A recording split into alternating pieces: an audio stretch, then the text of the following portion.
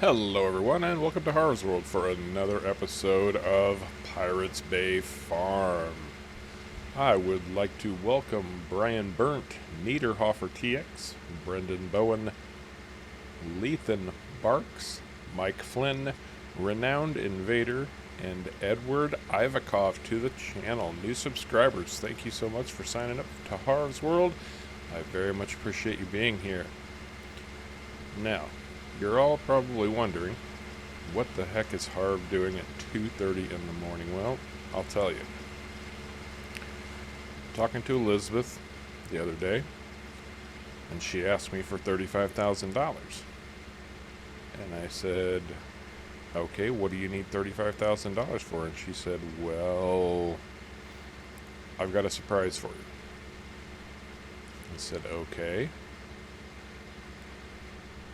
And last night she said, you need to be at the southeastern dock at 2:30 in the morning. I've got to make sure where I'm going here. Oh, I'm going the long way. Anyway, yeah, she said, there's a dock on the southwest, actually it's the southwestern corner of the island. She said it's not used very much, and you need to be down there at 2:30 in the morning. I said, okay, what am I getting myself into? She said, don't worry about it, just be there. She said, you're going to find what my surprise is when you get to the dock. She said, you might have to look around for it a little bit, but it's going to solve a problem for you. So, here I am at 2:30 in the morning, driving down to the southern end of the island, southwestern corner of the island, and doing it the long way, of course, because, well, that's what I do. I haven't been here that long. I don't know every nook and cranny of the island yet. And that actually reminds me, this island is a little bit strange. I don't know if it's because we're so close to the equator or what, but I mean, it's 2:30 in the morning, but it's still rather bright out. It's almost like it's barely sundown. And I know the sun does come up awfully early around here, but man, the moon is bright. And so when she was talking to me about this, she said, when you get down there, you get close, make sure you turn off your headlights. You don't want anybody to see you down there. So it just adds to the mystery. Although, you know, I've been talking about pirate farmers, or farmer pirates, smugglers if you will, getting around all of the restrictions on the island for equipment and such.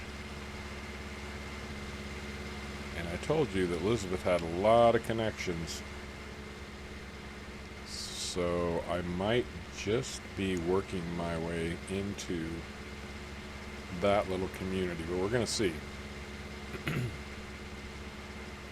Because there is something I've been trying to get my hands on, and so far I've been unsuccessful. This ought to be the pathway down.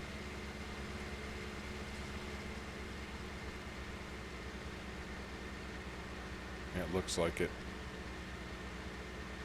Yep, she said there would be a lighthouse out there on the point. And there it is, right out there. Almost like a little village down here.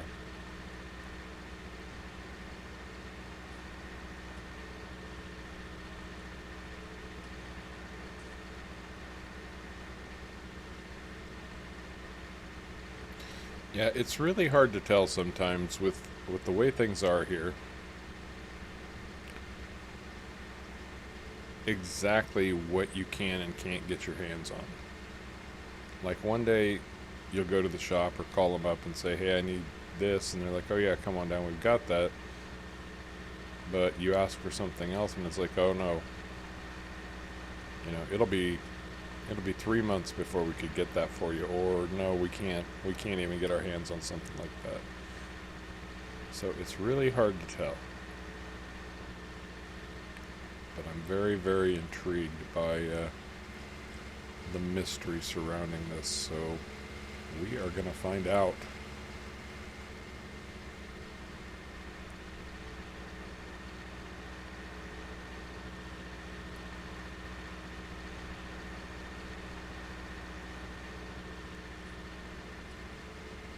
Man, this is a long, windy road down here. But we're getting close. We are getting close. Alright, get these lights turned off. There's a nice little beach down here. I haven't checked this out before, so needless to say, I am very intrigued by what could possibly be happening down in this little tiny hidden away part of the island. If I can, oh, yeah, here we go.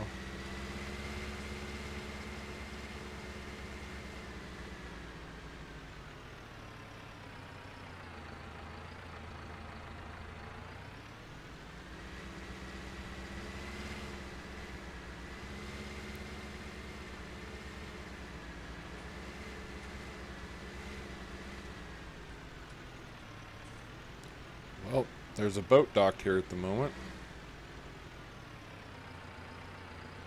Awful lot of cars sitting around. I hope nobody takes notice. I don't see anything.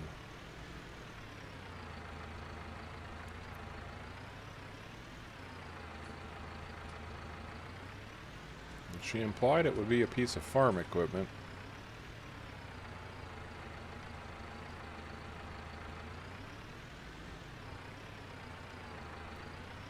There's nothing here.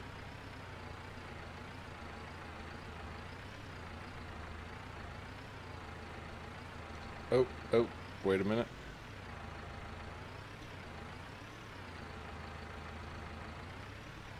This must be what she's talking about.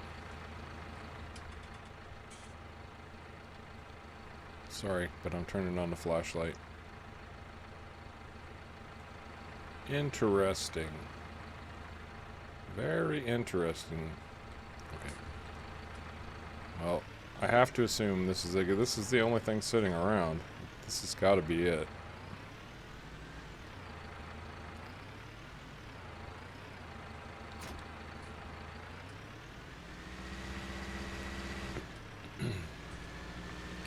This right here is a loading wagon.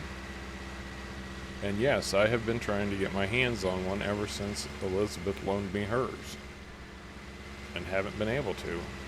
And I keep asking her if I can borrow it, and she's like, no, I need it to do my own work. She's like, it's working right now.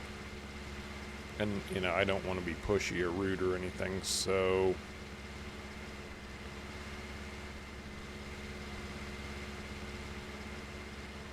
this is going to be a big, big help. And I think the price at $35,000 was just right. I can't complain. And it's big. It's bigger than hers too. So that's going to help me out quite significantly. So I'm going to get this back up to Pirates Bay Farm, get some rest, and I will see you in the morning.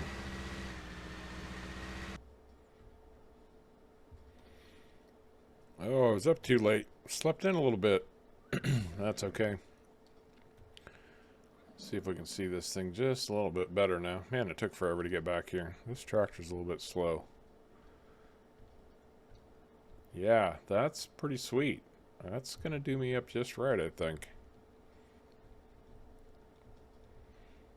Definitely not a South American brand, that's for sure. Not a South American brand at all. In fact, I'm pretty sure that's German.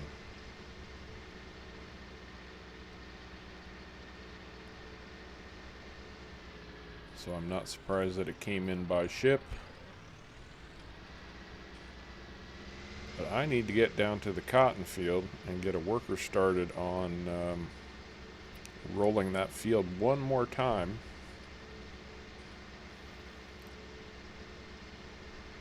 It should be at a growth stage where rolling it will do some benefit on it. I expect it to. And of course, we will be talking about pirates today because pirates is the theme. Total theme. And today we're going to talk about Davy Jones and the Flying Dutchman. Now, last episode we were talking about fictional pirates. Pirates that everybody knows and loves but don't really exist.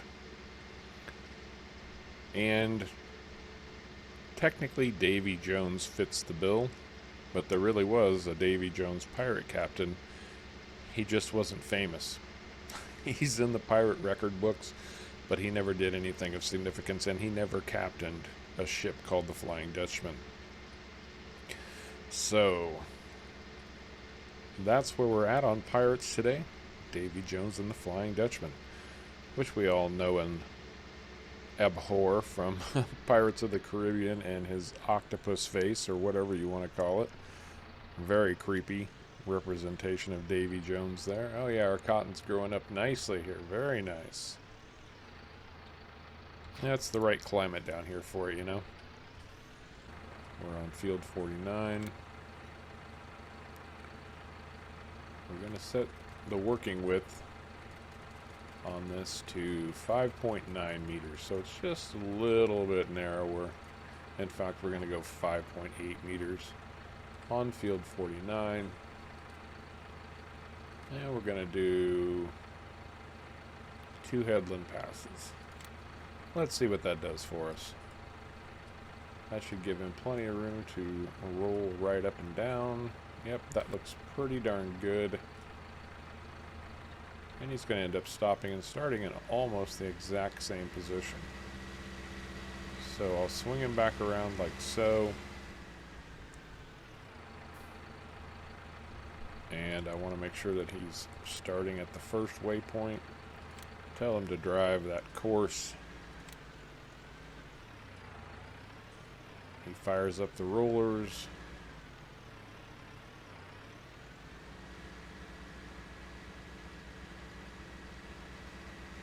And that's looking pretty good. Alright, let's leave him to his merry business. I'll wave at Lisbeth as we drive by her house. I'm sure she's not there. She's probably on her own farm working today. And I need to grab the truck, because I've got that new piece of property where I'm going to put my industry, and I need to run over there this morning, and I'll show you why when I get there, if I don't crash before I get there. And it is quite the long jog, so I'm not going to make you sit through all of it since we just did a whole bunch of night driving. But I will see you when I get over there. Talk to you in a minute. So, I'm sure you'll remember this nice piece of property that I picked up for $175,000. And, well, what I've done, what I did yesterday anyway, was I brought my other tractor down here and I brought my tree planter.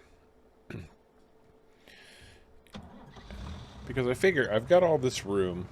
I don't need it all immediately.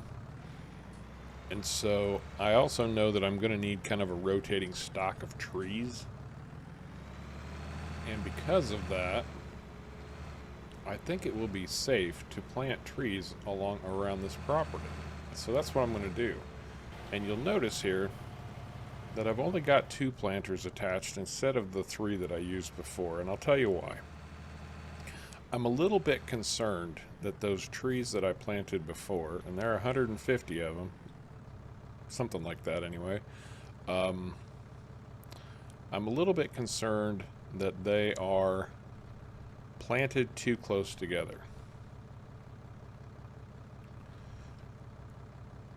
And that they won't reach full maturity. So I'm going to try down here, and I'm going to plant a whole slew of trees. Whole bunches of trees, but I'm going to try down here, and I'm going to see if spreading them out farther like this helps their growth prospects. Because I know in the past that there have been issues when you plant trees too close together. Now, having the 3 planters makes a lot of sense if you're doing something like poplars, planting a field of poplar, and planting those rows close together. But when you're trying to do full-blown trees, I'm not sure that having them that close together is going to be the best solution. I don't know for sure, but that's what I suspect. Another good reason to plant the trees down here is, well, they're going to be right next to my sawmill. So I won't have to do much except, you know, cut them and drag them up to the sawmill and process them. And I'm not even sure how far my property line goes, but we're not planting anymore at this point, so I imagine I have reached that line. Because there's no marker down here, and there is a second property around. There's the last 2 trees that went in, so I'm going to assume that I can pretty well run straight across this line right here. If I go straight across, I ought to be able to move out a ways from that last tree planting. Yeah, right about there should do. And I love this tree planter because it's so fast, able to do multiple trees at the same time.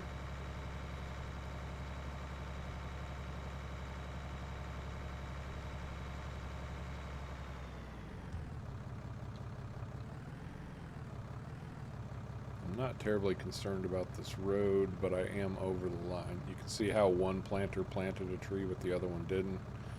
That's quite all right. So what I'm going to do now is jump over here because I've got a fenced-in section that I'm sure I'll be able to use for other things in the future.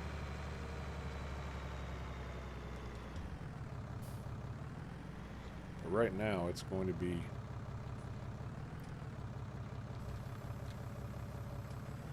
a forest, for lack of a better word. But then what I should be able to do is run up to that fence, make a hard left, and that should run me straight out to the far side of the property. Now I do have more pallets of saplings sitting around. Yep, that's where I wanted it, and then I swing here. That's pretty good. That's about what I wanted.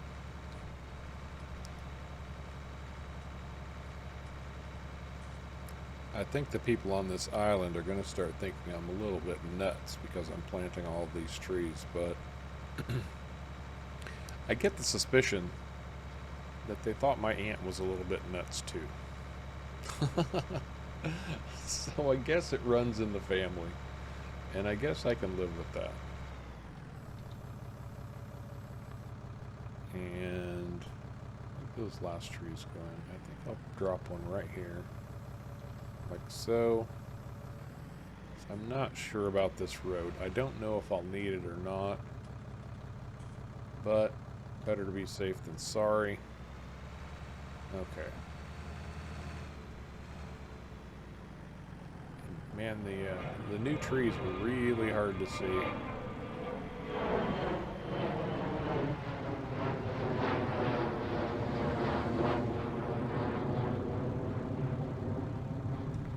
Really hard to see.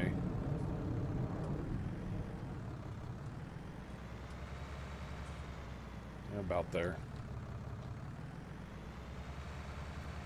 Run up this way. Okay, that's about right. Run right on down through here.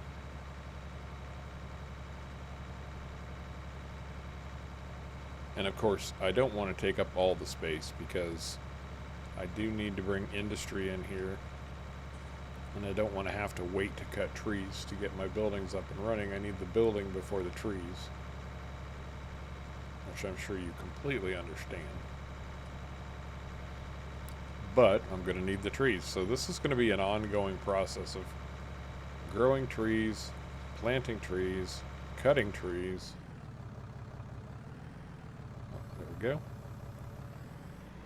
See, I've almost gone through 100 trees already. Okay, I think I'm going to do one more row through here.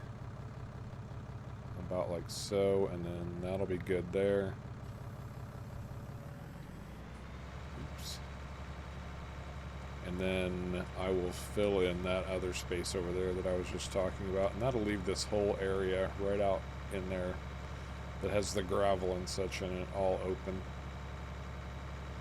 to at least get the industry started in, because by the time I'm finished, there's going to be a whole lot of industry going on in this little area. Okay. Tree planting complete.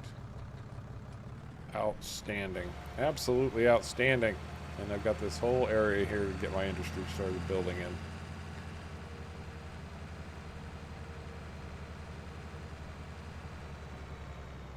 So I won't be needing the tree planter for a while, but I think primarily I'm going to be using it down in this area. So I'm going to leave it down here. Besides, I'm running out of room up at the main farm. Okay.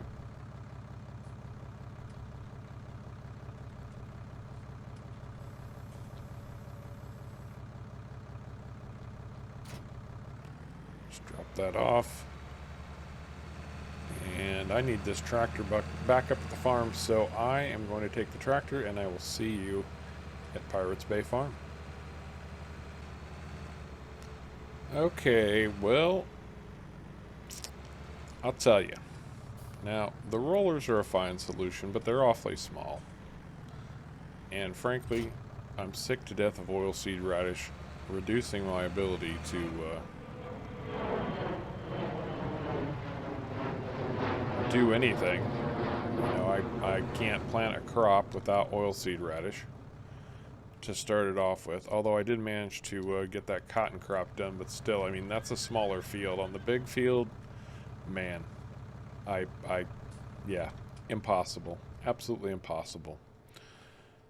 So, it's time to start working out a solution. I believe I have one.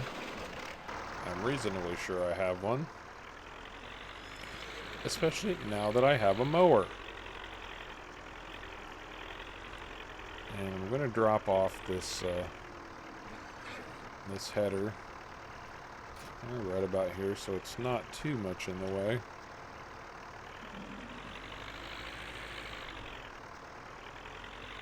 I'm going to get into the horse pasture because, yeah, the header won't fit through the gate. At least not while it's attached. So it's a good thing that the header does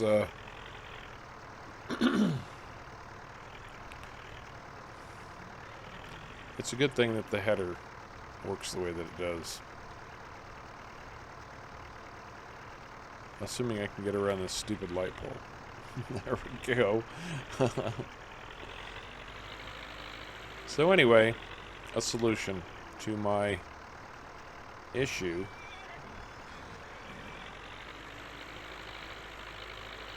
with fertilizer.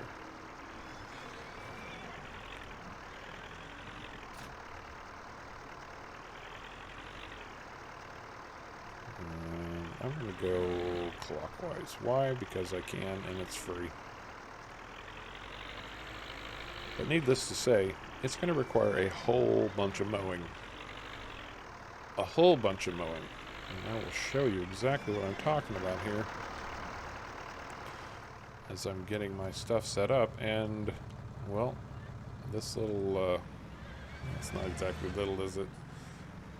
This forage wagon is going to help immensely with that particular prospect.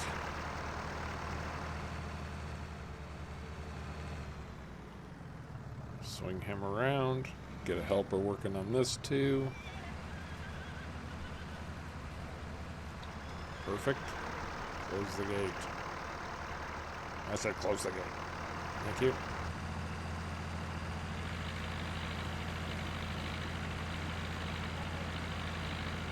And away we mow. So, a new pirate came aboard a ship,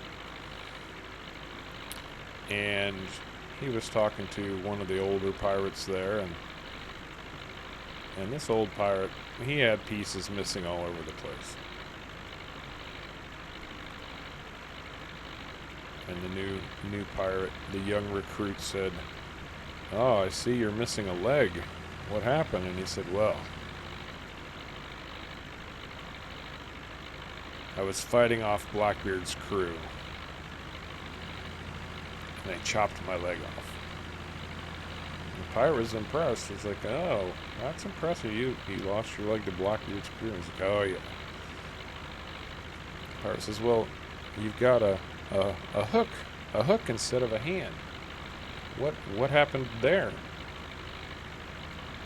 And the old pirate said, "Well, I fell overboard and had to wrestle a shark before they could get me back on, and the shark bit my hand off." The young pirate, being very impressed, said, "Wow, that's just amazing." And the old pirate's nodding the whole time, and the young pirate says, "Well, you're also wearing an eye patch. What happened to your eye?" And the old pirate says, "Well, a seagull pooped in me eye." And the young pirate kind of chuckles, and he's like, "Well, that's not very impressive. You lost your eye to a seagull poop." And the old pirate says, "Well, it was the first day with the hook." I don't know. I found that joke pretty cute. Anybody sitting out there scratching your head right now? I'm sure somebody will explain it to you. Anyway, Davy Jones, as we said, he was a real pirate captain, but he was not a pirate of the Caribbean. He wasn't anybody of prominence, and he most assuredly is not the owner of Davy Jones' locker.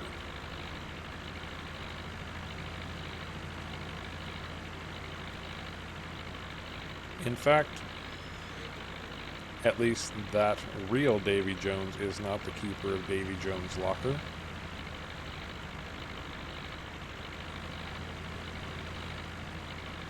However, Davy Jones' locker is an important part of seafaring lore, and the Flying Dutchman was a real ship. And what's interesting about the Flying Dutchman is the story behind it and how it came to be, and the fact that people still report seeing it. It's very, very popular in pirate lore. Now, the legend of the Flying Dutchman comes from the actual ship, the Flying Dutchman, and that ship was rounding the Cape of Good Hope. And the captain of the ship, and I don't remember his name off the top of my head, but decided to kind of be a macho douchebag, if you want to know the truth. But, you know, it was storming, and he could have put in somewhere, ridden the storm out, and he said, "No, I'm not going to let any storm slow me down, blah, blah, blah." Well, it looks like my trailer's about full back there. "I'm not going to let any storm slow me down, full speed ahead, blah, blah, blah." Well, the storm was raging as he rounded the Cape of Good Hope, and his ship went down. And because he was cursing God when his ship went down, rumor has it that God cursed him and has basically forced him to sail the seas forever. in a ghost ship. That's the legend of the Flying Dutchman, the true Flying Dutchman. The ship was cursed by God because, well, that was funky, wasn't it?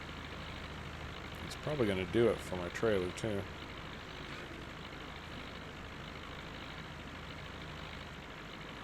Yep, that trailer is full. So, now that we're full of 48,000 liters, that's a good-sized trailer. Very nice. Time to go get rid of my grass. And I think this grass, well,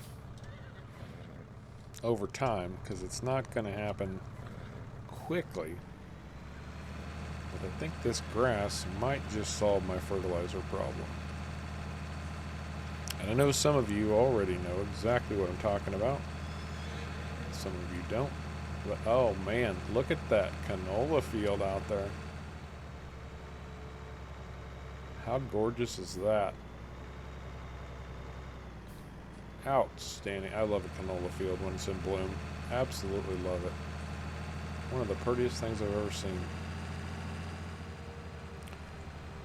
Anyway, I'm sure some of you have figured out how I'm going to solve my little fertilizer problem, at least in part, because I don't think I can solve the whole thing. But since my aunt had the good fortune of holding the land that they wanted to build this place on, and basically including in the contract that she could make use of the facilities whenever she wanted to,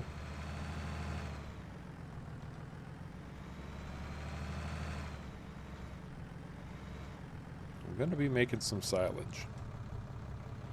Now, for those of you who don't know, well, you'll see.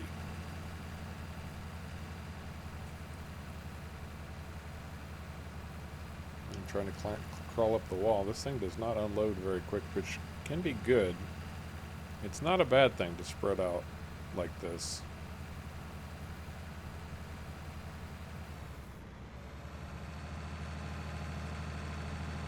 And there's a couple of them, so when the grass regrows, oh, look at my trees. Wow, that's quite the little forest sitting there, isn't it? Very cool. We are moving forward in a big, big way. It's going to be amazing. It's going to be outstanding. And the canola field. Oh, man.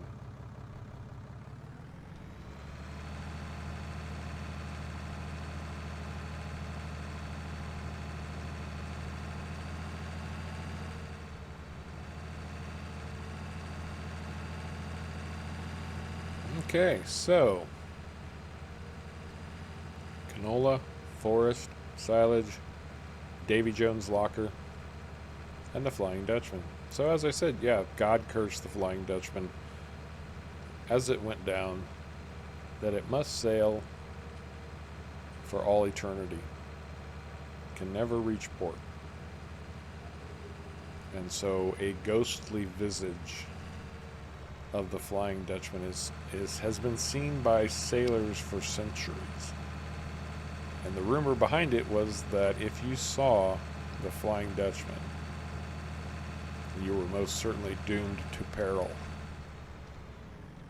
It was very perilous, to say the least. But yes, if you saw the Dutchman sailing the seas, you most certainly would die.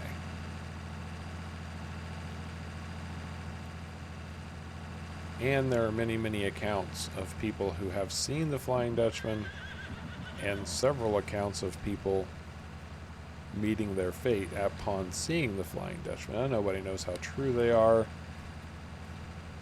You know, I'm sure people believe they have seen the Flying Dutchman. Up into the 20th century, there have been sightings of the Flying Dutchman. One thing I don't know is how did the Flying Dutchman come to be associated with Davy Jones and Davy Jones' locker? It's a very real possibility that the two were linked together simply by Pirates of the Caribbean. And the truth about Davy Jones' locker is, well, Davy Jones' locker isn't anything new. It's been in seafaring lore for a long, long time, hundreds of years. Some of you are wondering why I'm going over this grass windrow. Others are going, yep, you need to pick up that grass because you left it behind because your trailer was full, and I don't want to hit Ann the horse. But anyway, Davy Jones' locker is basically the sea floor. That's the easiest description of it. Davy Jones' locker is the sea floor. It's anywhere that sailors and ships go to die.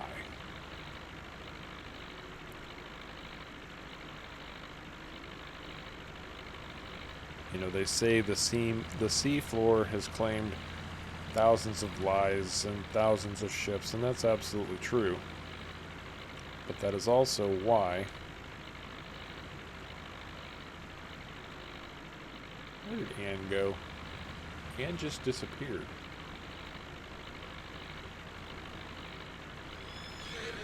I hear her.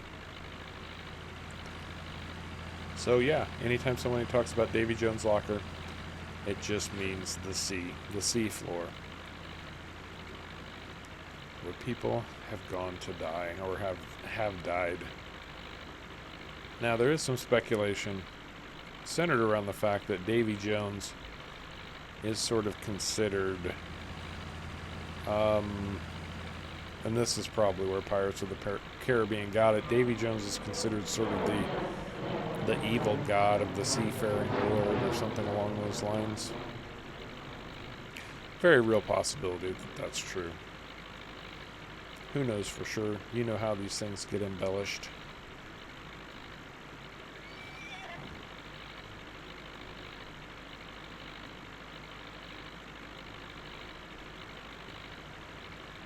Alright, one more quick pass around the horse pasture.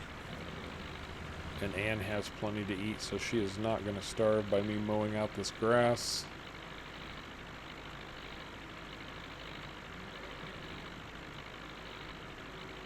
And then I'm going to mow up around the farm. I'm going to gather all the grass I can get my hands on.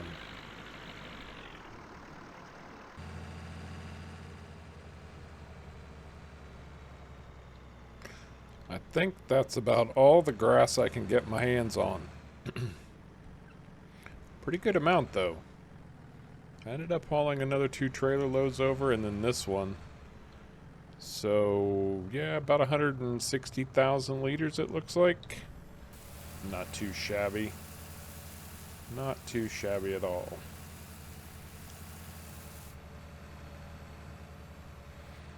Now, all I need to do is drive around a little bit. But I think I'm going to go get Big Boy. I think Big Boy is going to do the job faster than anybody else. I'm going to leave the mower here for a minute.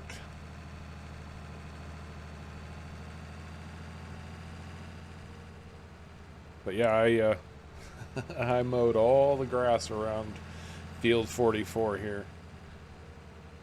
And there's a lot of grass around field 44 here for not being planted or fertilized or anything. Got a good amount of grass out of that. A really good amount. Cannot complain. And man, that's a good looking field. It's tempting just to leave it permanently in canola just because I like the look so much. I'm not going to do that, but it is tempting. I did a little mowing around here, but realized very quickly that it's just too tight. The yard's too tight to get that mower around in, so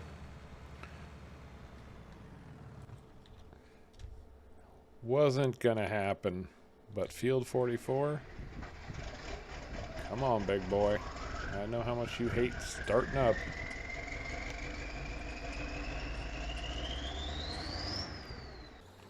I want to pull big boy into the shop too, because I want to check something. I just want to see if he's customizable at all. Let's take a look. Might as well repair him while I'm here.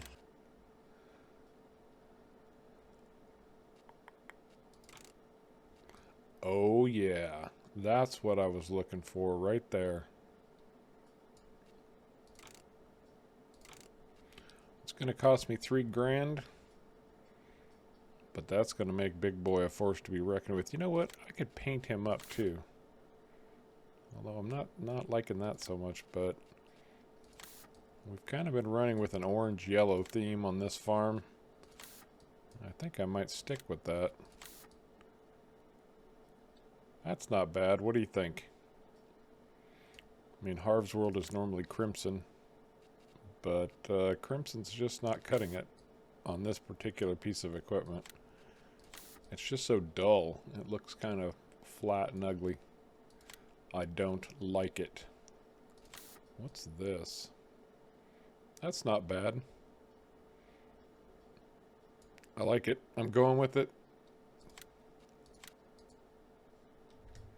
Oh. If Big Boy was a beast before. Pop a set of doubles on this bad boy. Man, he's tough looking.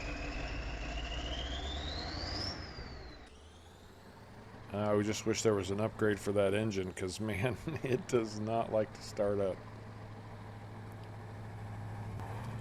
But the reason I'm grabbing Big Boy here is because Big Boy is going to compact that grass and get it ready to be turned into silage much better than any other tractor I've got on the farm.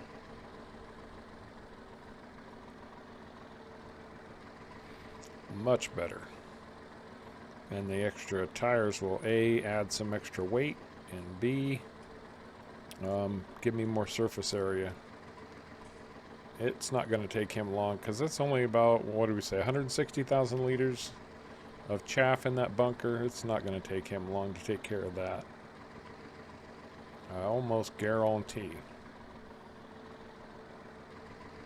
Now, the little bit of grass that I have is probably not going to cut it for what I'm trying to accomplish here.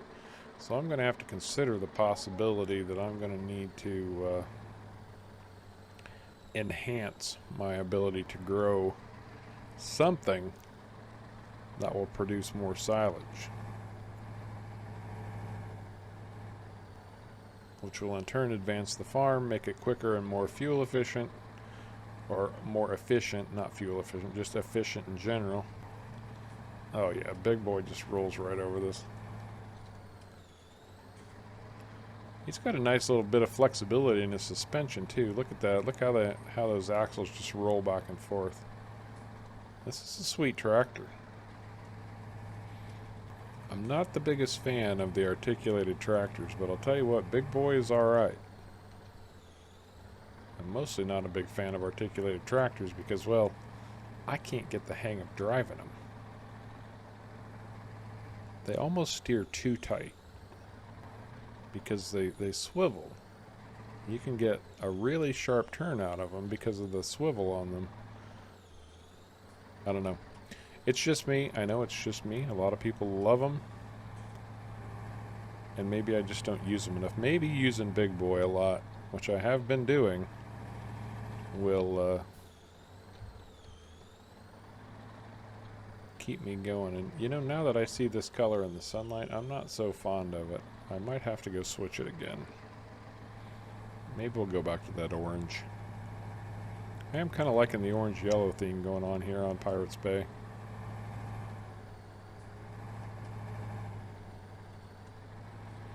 And I should just stay on this pile. Now look at that, we're halfway done already.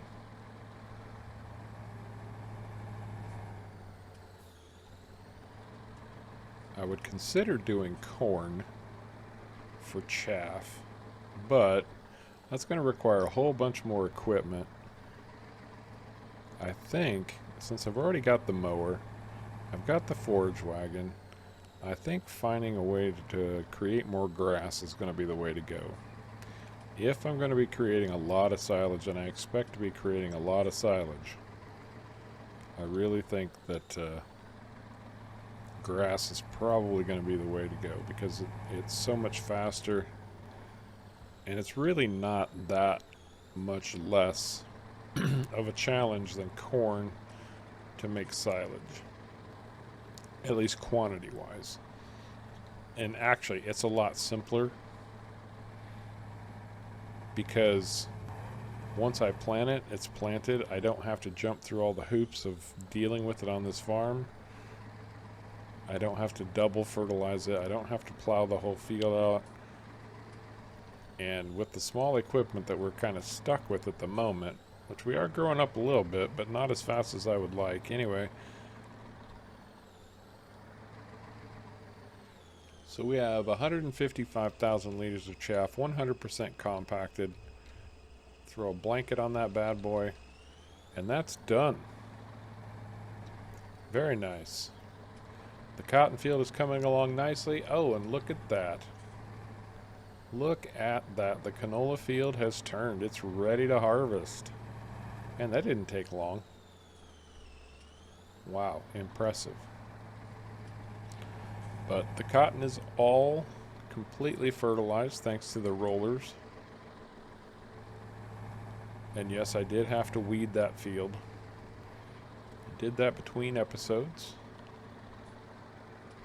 Because, well, small equipment. It takes ages, like literally ages, to do anything on this farm right now.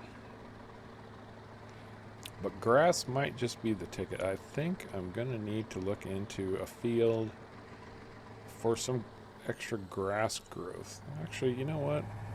Let's see if there's anything around. And I don't want it to be real far away, because I don't want to haul for 87 years to get grass back over here. And man, there's just nothing close by. I mean, there's plenty of fields, sure, but they're massive. And they're expensive. Field 46, 850,000. Field 45, 1.2 million. There's field 37 down there. That's still $500,000.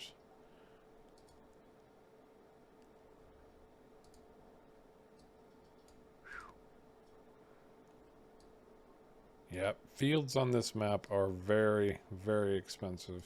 Well, it is what it is. Maybe I take off part of 44.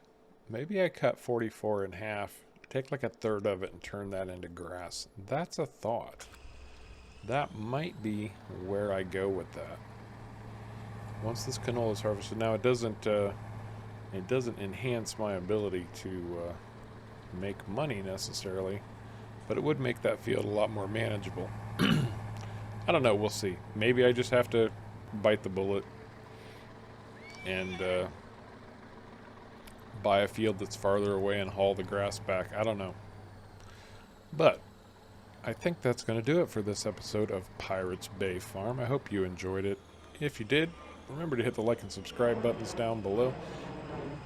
I do appreciate you coming along for the ride. And until next time, take care.